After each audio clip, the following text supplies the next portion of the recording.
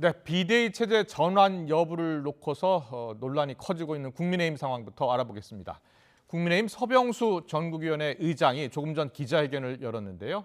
상임 전국위원회를 그러니까 비대위 체제로 갈지 여부를 결정하게 되는데요. 전국위원회를 모레 오전에 열겠다고 했습니다. 여기서 당내 상황이 비상이란 유권 해석이 나오게 되면 사흘 뒤인 오는 9일 전국위 회의에서 권성동 원내대표에게 비대위원장 임명 권한도 주고 위원장 임명 절차까지 진행하게 됩니다. 국회 취재기자 연결합니다. 정현우 기자. 네, 국회입니다. 네, 방금 비대위 전환 관련 사안을 결정하기 위한 국민의힘 전국위 일정이 나온 거죠? 네, 서병수 국민의힘 전국위원회 의장이 조금 전 국회 기자회견을 열고 비상대책위원회 전환을 논의하기 위한 전국위 회의 일정을 확정했다고 발표했습니다. 우선 상임 전국위원회를 모레 열고 국민의힘 상황이 비상 상황인지 유권 해석을 한 뒤 그리고 또 전국위원회 당원 개정으로 올린 안에 대해서도 심사하고 작성하기로 했습니다. 그리고 전국위 회의 사흘 전에 공고해야 한다는 규정을 따라서 9일 오전 9시에 전국위원회를 열고 당원 개정안을 의결하기로 했습니다. 여기서 권성동 대표 직무대행 겸 원내대표에게도 비대위원장 임명 권한을 부여할지 살펴보게 됩니다. 여기서 의결이 확정되면은 곧바로 비상대책위원장을 임명하는 절차도 갖게 됩니다.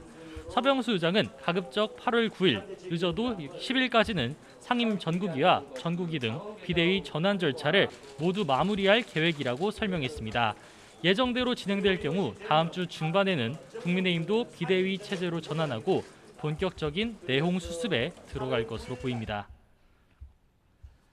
네, 비대위 체제 전환 속도를 내는 그런 분위기인데요. 자, 앞으로 출범하게 될 비대위의 성격 또 지속 시기 등을 놓고서는 여전히 여러 의견이 나오고 있는 거죠?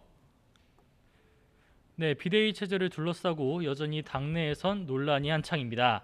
차기 당권 주자로 꼽히는 김기현 의원은 SNS를 통해 비대위를 최단기로 운영하고 전당대회를 열어서 새 대표를 뽑아야 한다고 주장했습니다. 반면 이준석 대표 체제에서 당 혁신위원장에 임명된 최재형 의원은 권성동 원내대표의 말실수와 사적 대화 유출로 지도력이 약화한 건 해당자가 책임지면 되고 그 자체를 비상 상황으로 볼 수 없다며 비대위 적법성에 의문을 제기했습니다.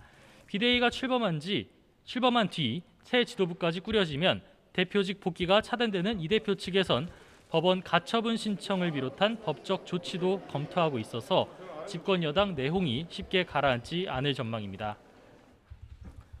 네, 이번엔 민주당 상황 알아보겠습니다. 당권 주자인 이재명 의원, 오늘 오전 국회에서 첫 기자간담회를 가졌죠?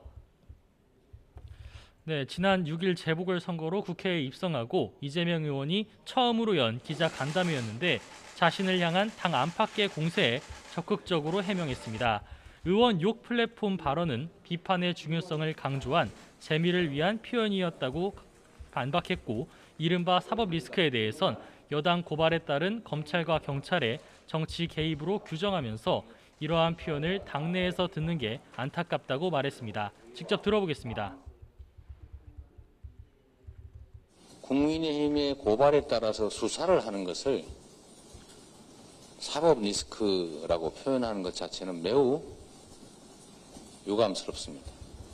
리스크다라고 말할 게 아니라 구체적으로 이 점을 잘못했기 때문에 문제다.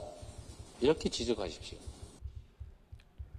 어제 첫 TV 토론에서 맞붙은 이재명, 박용진, 가군식 3인방은 오늘 제주 지역 방송 토론회에서 제격돌해서 당권 경쟁 열기를 끌어올릴 예정입니다. 다만 97세대 당권 주자인 박용진, 강훈식 의원의 후보 단일화는 사실상 쉽지 않아졌는데 오늘 오전 9시부터 강원과 대구, 경북 권리당원 온라인 투표가 시작돼 단일화 효과가 반감하게 됐고 단일화 방식 합의에도 어려움이 있기 때문입니다. 이런 가운데 민주당은 김건희 여사의 코바나 컨텐츠 후원 업체가 대통령실 관저 공사를 맡았다는 의혹을 두고 공세를 이어갔습니다. 우상호 비상대책위원장은 김 여사가 건진 법사가 대통령 부부와 친분으로 세금 조사까지 무마했다는 청탁을 했다는 언론 보도를 언급했는데 박홍근 원내대표도 김 여사 관련 의혹은 국회 차원의 진상조사나 공수처 수사까지 필요하다고 압박하기도 했습니다. 지금까지 국회에서 YTN 정현우입니다.